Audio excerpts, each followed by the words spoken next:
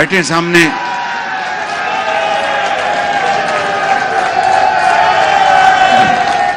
بھائی بیٹھ جائیں, بھائی بیٹھ جائیں, او بھائی بیٹھ جائیں, بیٹھ جائیں, بیٹھ جائیں, شاباش, مہربانی, بیٹھ جائیں, بیٹھ جائیں, شاباش. بھائی بیٹھ جائیں, ذرا بات سننے میری. بھائی بیٹھ جائیں, بھائی بیٹھ جائیں, او بھائی بیٹھ جائیں.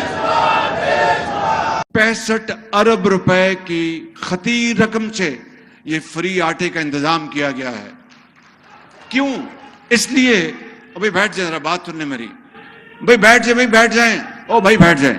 میں پرانی باتیں نہیں دہرانا چاہتا کہ ایسا نہ ہو کہ مبادہ آپ یہ سمجھے کہ میں خود نمائی سے کام لے رہا ہوں.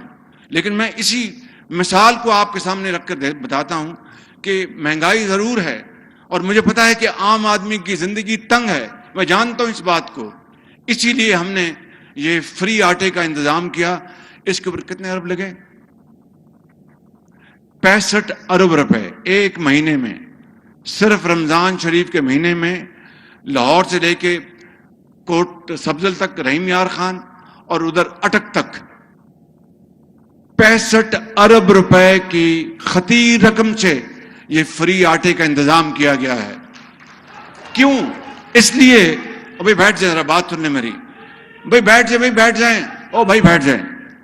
کیوں؟ اس لیے کہ مجھے, میرے قائد نواز شریف کو, مخلوط حکومت کو, ہم سب کو پورا احساس ہے کہ مہنگائی نے عوام کا جینا دوبر کر دیا ہے. اور مہنگائی کے کیا اسباب ہیں میں اس میں نہیں جانا چاہتا. وہ 4 سال کی کہانی ابھی میں نے اختصار کے ساتھ آپ کو بیان کی. پھر کبھی بتاؤں گا کہ کس طرح ہمیں IMF کا ٹوٹا پھوٹا معاہدہ ہماری جھولی میں پڑا اور کس طرح ہم نے آج بھی لکیریں نکالی جا رہی ہیں تاکہ IMF کے ساتھ معاہدہ ہو جائے.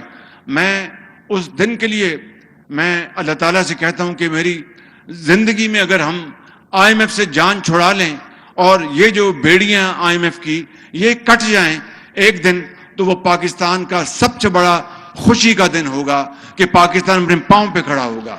فی الحال ہمیں IMF کی شرائط ماننی پڑ رہی ہیں, ہمارے پاس کوئی اور چوائس نہیں.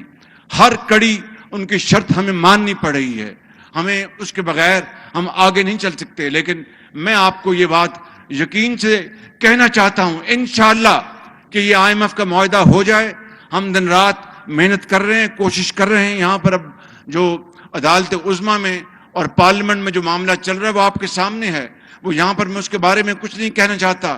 کہنا یہ چاہتا ہوں کہ ہم انشاءاللہ دن رات محنت کریں گے, دن رات کوشش کریں گے آپ کے ساتھ مل کر, اور پاکستان کا ضرور ہم انشاءاللہ قائد اور اقبال کا پاکستان بنا کر دم لیں گے. اگر میری زندگی میں یہ سفر, اقبال اور قائد کا سفر ہم شروع کر دیں تو میری روح قبر میں بڑی سکون سے ہوگی کہ جس کے لیے پاکستان بنا تھا, جس مقصد کے لیے, جس کے لیے عظیم قربانیاں دی گئیں, وہ قربانیاں آج رنگ دکھا رہی ہیں.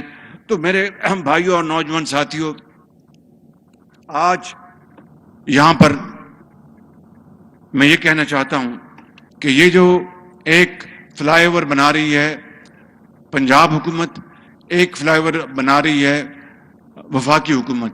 جو امامیہ کالونی کا جو فلائی اوور ہے وہ وفاق بنا رہا ہے, جو شاہدرہ کا جو فلائی اوور ہے وہ پنجاب حکومت بنا رہی ہے. ہم دونوں مل کر ایک دوسرے سے بھرپور تعاون کر رہے ہیں اور انشاءاللہ یہ منصوبے جو کہ کئی سالوں سے تاخیر کا شکار ہوئے ان کو انشاءاللہ جلد سے جلد مکمل کریں گے.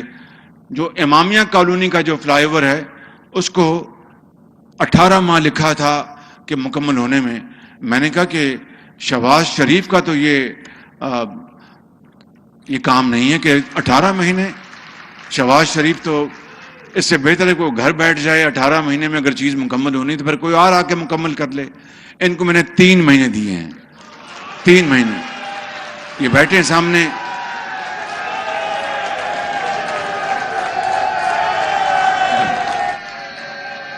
بیٹھ جائیں. کیپٹن صاحب بیٹھے ہیں جو سیکرٹری میں, بیٹھ جائیں.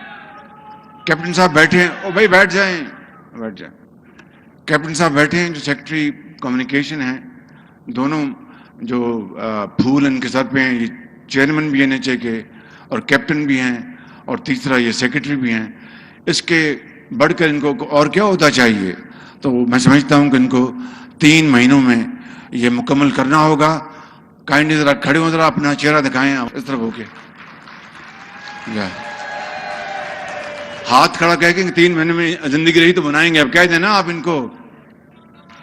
چل ٹھیک, 3 مہینے میں اس کو مکمل کرائیں گے انشاءاللہ. اور بھائی باپ آپ ذرا اپنا ٹوپ آپ نے بہت لمبا پہنا ہے, بڑی اچھی بات ہے ماشاءاللہ, بہت بہت خوب. تو دوسرا جو ہے میٹرو کا منصوبہ, وہ بھی اپنا آپ کے لیے, آپ کی ہماری بیٹیوں کے لیے, بچوں کے لیے شاہدارہ. اور تو میٹرو کا منصوبہ جو ہے اس کو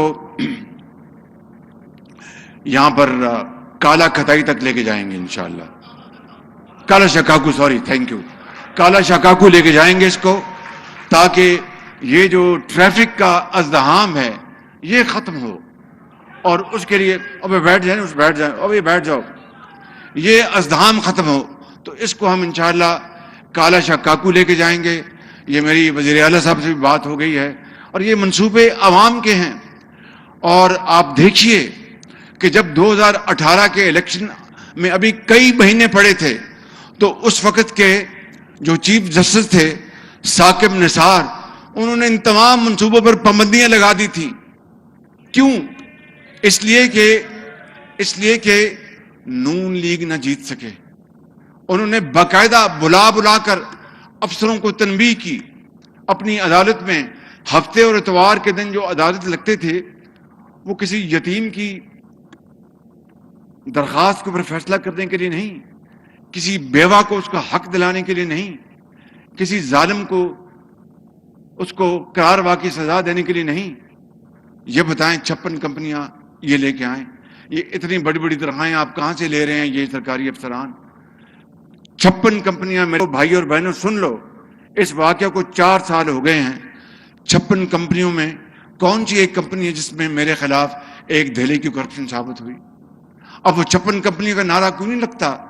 اور وہ بڑی بڑی تنخواہیں لینے والے افسران کی بات کیوں نہیں ہوتی؟ وہ صرف پنجاب میں تھی. آج بھی وفاق میں, سندھ میں, بلوچستان میں, کے پی میں جو کمپنیاں, جو اچھے افسر کام کرتے ہیں یا لوگ کام کرتے ہیں, ان کو بڑی تنخواہیں ملتی ہیں.